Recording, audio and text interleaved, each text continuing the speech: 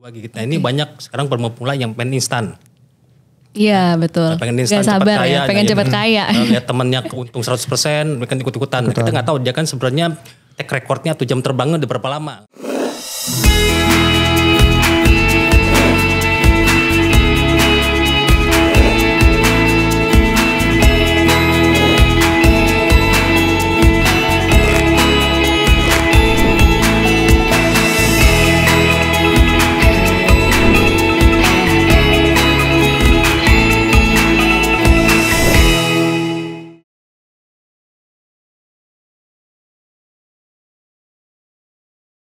Halo Sobat BNI Sekuritas, kembali lagi di The Invest You bersama saya Diva.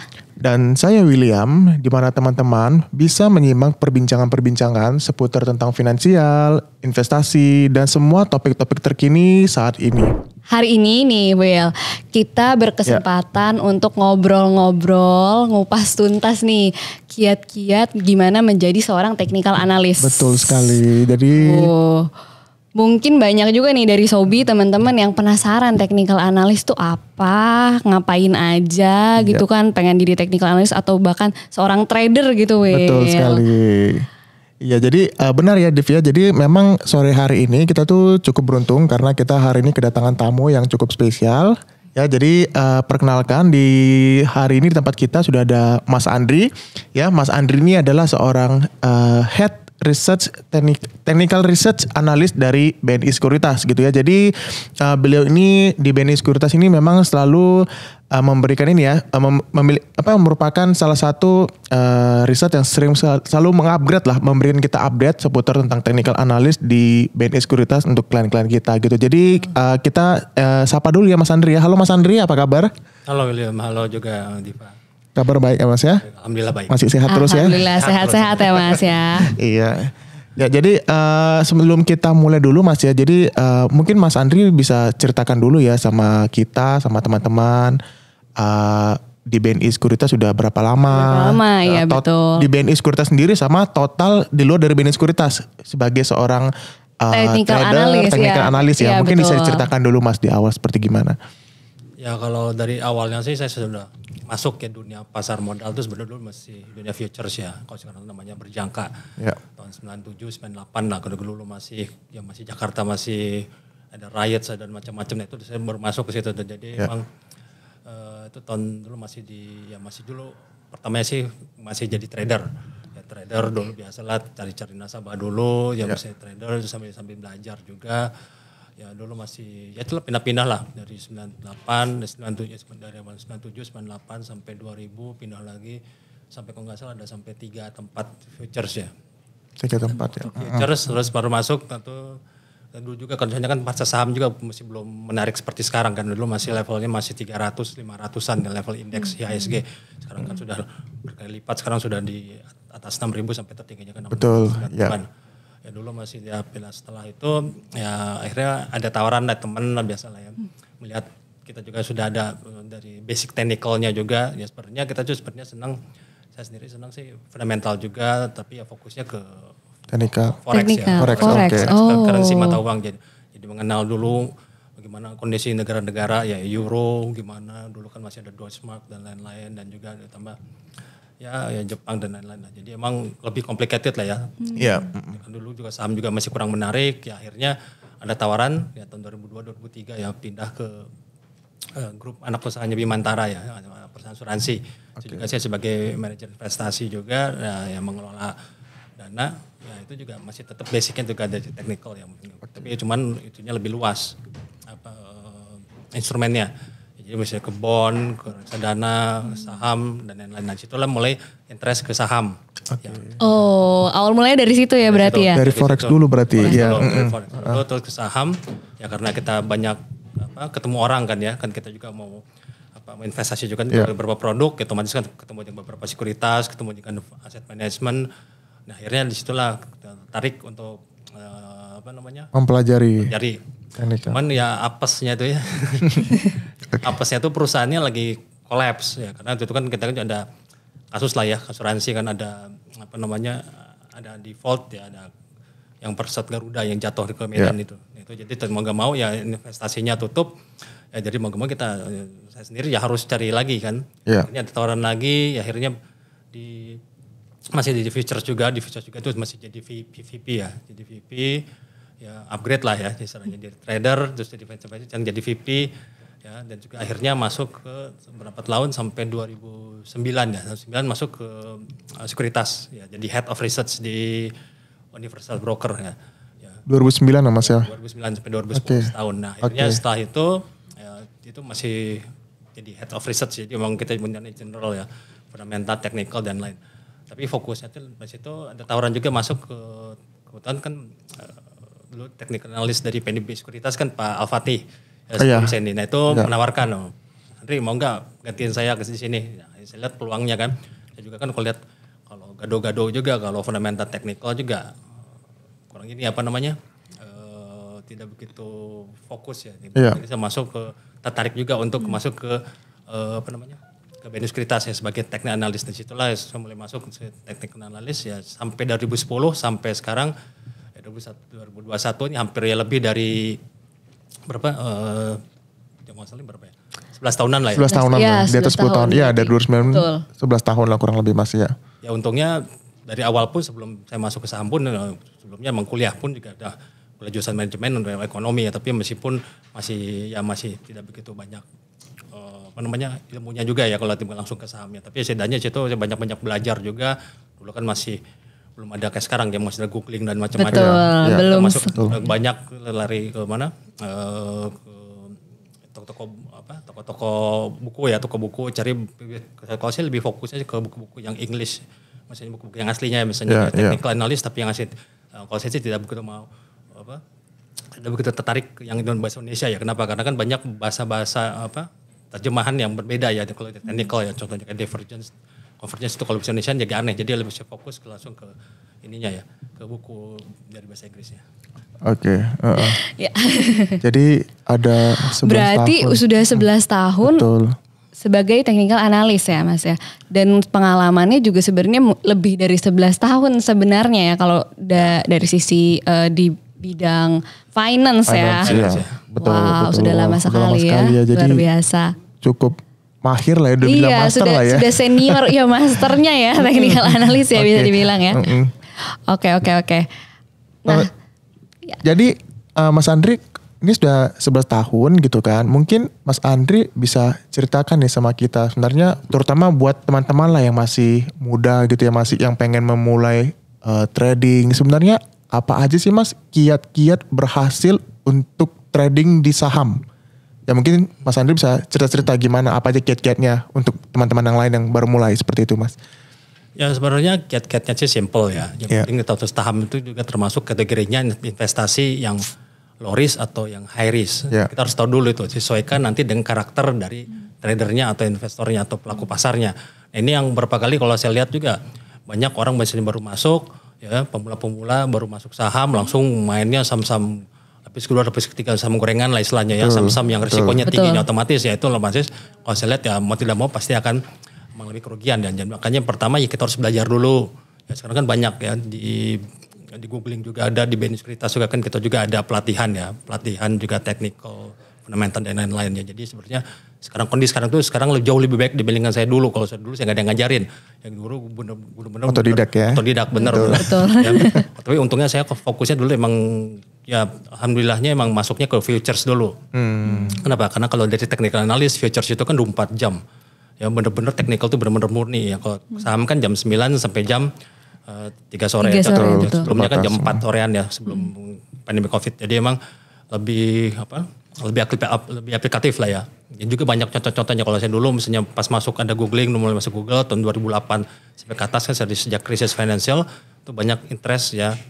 Fundamental kan orang sudah sudah mulai banyak diacuhkan ya ketika itu ya, karena kan market lagi crash kan. Setidaknya mau tidak mau ya market pasti harus mencari celah-celah, mencari keuntungan dengan aset teknikal. Nah disitulah banyak saya mencari ya, sekarang itu lebih enak ya, karena belajar dari Google ya. Kita ketik dari yang basic, yang intermediate sampai yang advance tuh banyak aplikasi-aplikasinya. Kalau saya sih beli fokusnya tetap keluar ya. Ya makanya saya dulu belajar misalnya saham-saham dari US ya, terutama US ya, JP Morgan misalnya, Goldman Sachs dan lain-lainnya, Apple dan lain-lain.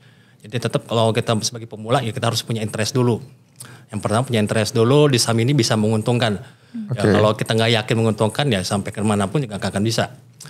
Yang kedua kita harus bisa belajar ya ilmunya. Sekarang banyak di googling juga, bisa banyak juga ya fokusnya kalau kita sebagai nasabah sekuritas gampang ya. Ya baik di cabang maupun yang di pusat pun juga kita harus ada regular untuk mengadakan ya kondisi sekarang kan mungkin Zoom ya. Iya, betul. Zoom pelatihan ya, jadi lebih enak lah. Jadi juga kalau saya kan pengalamannya sudah banyak ya. Jadi semua instrumen saya sudah masukin ya, sampai ke option, sampai ke commodity dan lain-lain. Jadi artinya technical tuh bahasanya sama enaknya tuh. Beda nih kalau fundamental ya contohnya ke per sektor aja kan beda kan. Betul. Ya, sahamnya sektor beda, misalnya finance sama komoditas beda. Tapi kalau saham itu bahasanya satu, one language ya. Kita mau bond, obligasi, mau reksadana, mau ETF, mau option, mau crypto, mau gold, mau saham, semua sama. Yang penting ada chartnya dan historicalnya, ada candle-nya dan juga ada volume, itu aja yang penting. Jadi emang intinya sih kalau yang pertama itu tadi, yang pertama kan kita harus yakin dulu, yang kedua kita harus banyak belajar, ya ikut pelatihan-pelatihan dimanapun banyak ya sekarang kan, di bursa pun ada, bursa efek pun ada, di sekuritas ada. Yang ketiga kita harus tahu dulu dari basicnya dulu, jangan lompat dulu seperti naik mobil. Gigi 1 dulu belajar naik, majunya gigi 2, gigi. Nah ini banyak sekarang pemula yang pengen instan. Iya betul. Pengen instan cepat kaya. Pengen cepat kaya. Lihat temennya untung 100%, mereka ikut-ikutan. Kita nggak tahu dia kan sebenarnya track recordnya atau jam terbangnya udah berapa lama kan. Betul. Kan duitnya juga berapa lama, duit yang 10.000 sama yang duit 10 juta beda kan itu. Betul banget. Yang penting kita harusnya juga harus yang pertama yakin, yang kedua juga belajar. Yang ketiga juga harus tahu juga fokusnya kemana dulu. Ya, yang pertama basic dulu, kita juga pelatihan. Biasanya kalau basic di sekuritas kan kita ada misalnya ya dari level 1 sampai level 3 ya, misalnya pengenalan dulu, candlestick apa, artinya apa, misalnya aplikatif nggak ke saham sekarang, ya apakah sekarang mahal atau murah, nah bisa dilihat seperti itu. Kalau intermediate, nah kita baru masuk, kita mengenal target, ya mengenal target yang beli saham Astra, ya beli sekarang, ya besok atau misalnya pas closing sampai targetnya berapa. Nah, tapi kalau advance sudah kita mikirin return portfolio. Kita beli Astra target 1 bulan berapa persen, itu bisa kita tentukan. Jadi masing-masing ada stage-nya lah, ada langkah-langkahnya. Jadi nggak langsung kita juga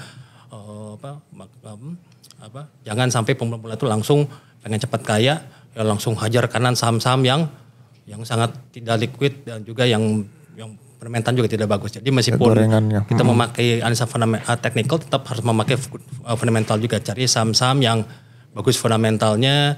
Ya, tanyakan juga kan di sekuritas juga ada beberapa analis fundamental, juga reportnya juga ada. Jadi ya kombinasi lah sekarang ini. Jadi tetap ya otomatis ya kalau kayak gitu kan berarti cari saham-saham yang bagus. Ya kan? Kalau lapis kedua, lapis ketiga kan belum tentu kan semua di cover sama analisa fundamental kan. Betul. Ya, jadi itu. Jadi kalau saya lihat ya emang ya intinya sih emang kita harus banyak belajar ya. Tanya sekarang banyak sekarang udah banyak informasi komunitas di Instagram, Twitter, Facebook. Informasi sudah sangat banyak dan mudah diakses ya. Yang penting yang dicari itu ilmunya, jangan cari rekomendasi. Nah, orang sekarang cari rekomendasi.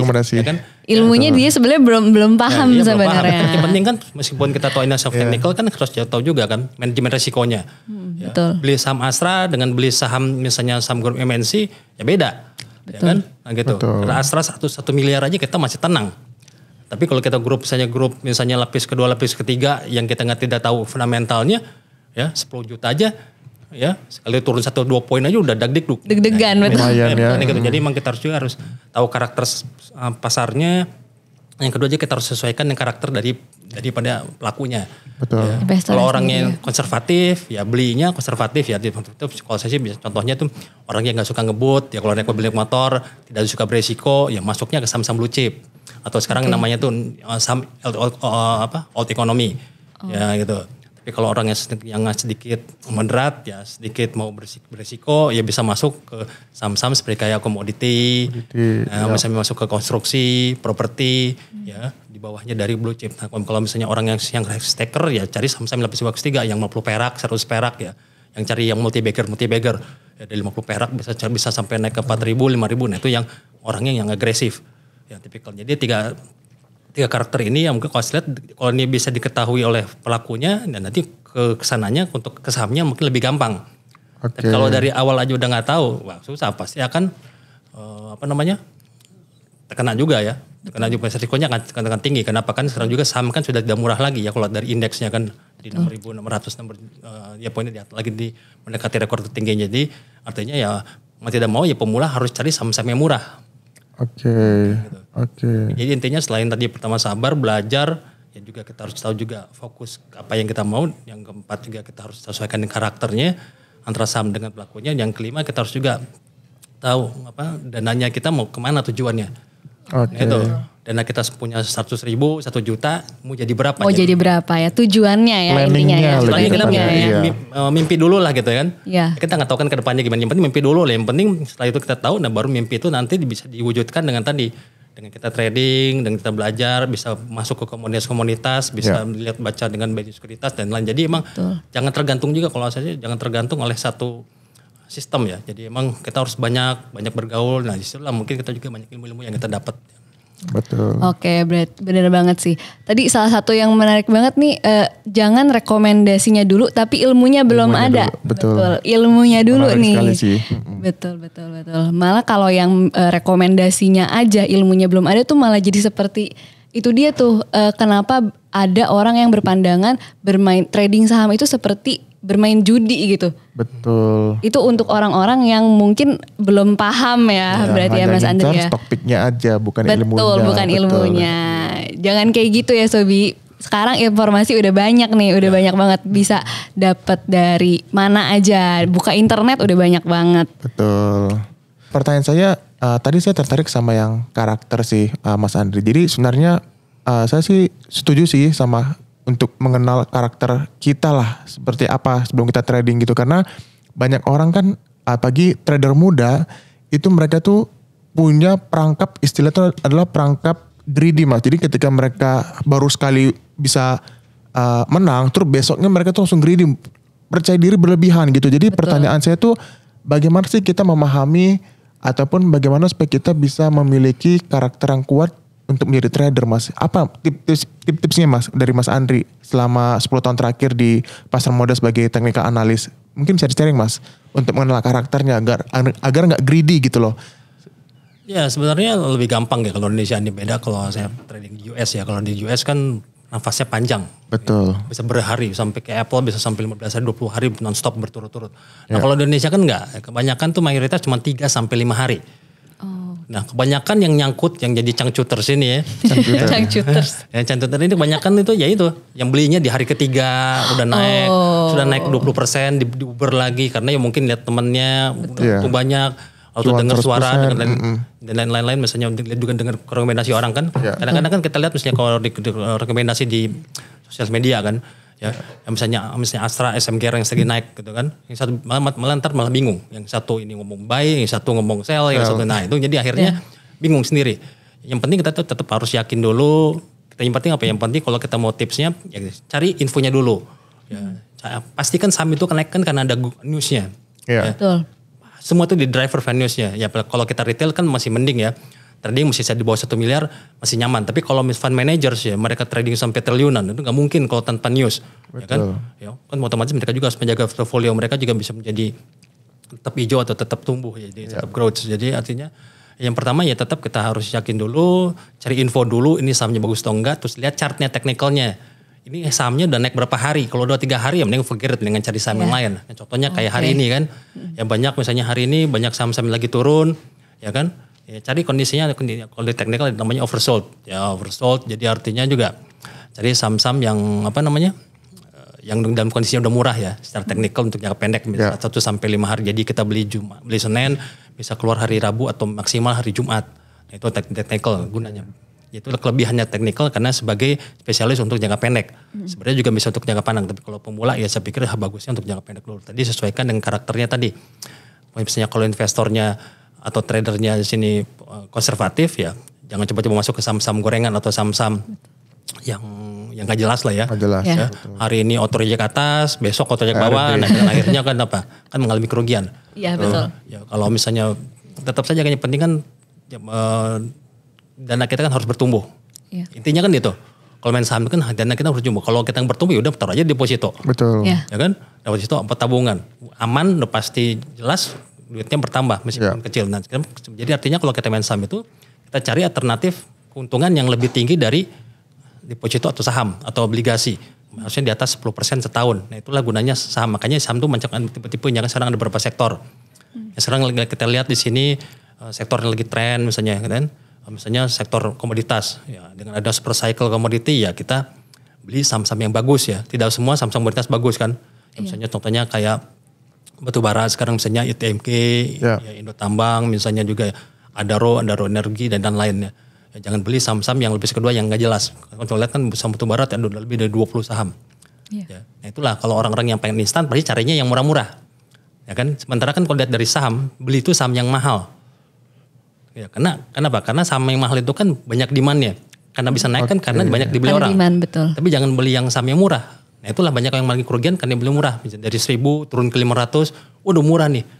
Ada 100, akhirnya jadi murahan. Betul. Kan, kenapa? Jadi kenapa? Karena kita kan melawan tren. Di saat orang lain jualan, nah kita malah beli. Ya kan? Apalagi kita sebagai pelaku pasifnya retail. Ya, kecuali kita misalnya bisa melawan market atau bisa kita mengendalikan market kalau dana kita udah banyak misalnya itu ya, atau lebih dari misalnya atau sebagai fund manager dan tapi kita sebagai retail ya saya pikir ya kita juga harus aware juga posisi kita juga ya. Jadi kita tidak bisa melawan market ya, kalau turun ya kita cari kondisi yang murah secara teknikalnya. Jangan lihat harganya. Kasarnya itu kan cari 50 perak ya padahal akhirnya apa? Tidur sampai setahun 2 tahun. Betul. Ya kan? Yang lain udah untung udah misalnya udah untung 30% 50% dalam setahun. Nah, ini malah bengong. Kan? Sayang uangnya nggak diputar. Jadi artinya itu. Jadi saham itu enaknya tuh banyak pilihan sebenarnya. Makanya teknik di BNI Sekuritas saya memberikan juga dari daily, weekly, monthly. Jadi tergantung dari kebutuhan daripada trader dan investornya. Kalau investornya pengen yang swing, jangan menengah, ya kita cari yang bulanan. Ya kalau pengen yang jangka pendek ya cari yang harian. Tetap saja, tapi itu pun juga bukan jadi patokan. Tetap aja tradernya, investornya juga harus punya panduan sendiri. Itu juga cuma sebagai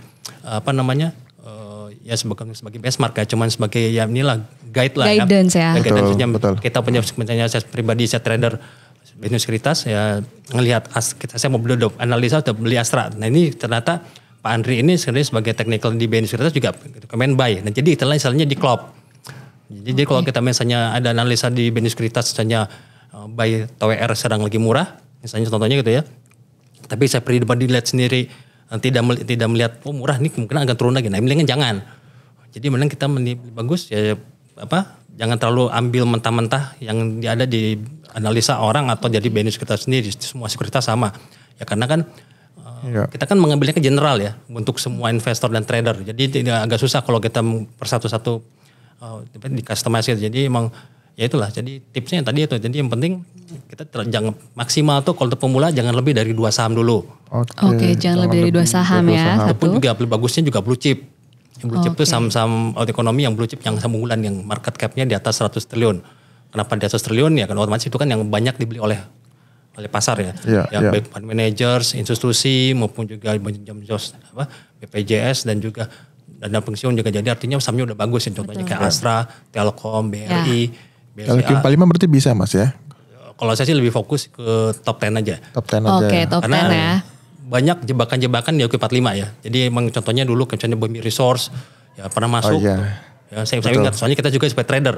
Saya juga sempat nyangkut juga. Dari 100 naik ke 500 pas dia masuk akhirnya nggak balik lagi sampai sekarang. Nah, hati-hati kalau Q45 ya terus balik lagi ya. Sebenarnya kalau Q45 bagus tapi fokusnya hati-hati untuk saham lapis kedua, lapis ketiga terutama di konstruksi dan juga ke komoditi. Kenapa? Karena mereka kan perkembangan dari fundamentalnya kan sangat fleksibel ya. Sangat berubahnya cepat. Beda kalau kita misalnya banking, ya banking kan udah pasti kan ngikutin negara ya. Kalau growth-nya ekonomi bagus ya, banking juga bagus. Jadi gitu.